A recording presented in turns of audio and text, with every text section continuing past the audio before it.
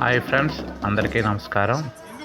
ఈ సీను మా అన్నయ్య సీరియల్ నుంచి షూటింగ్ జరిగే సమయంలో తీసిన వీడియో.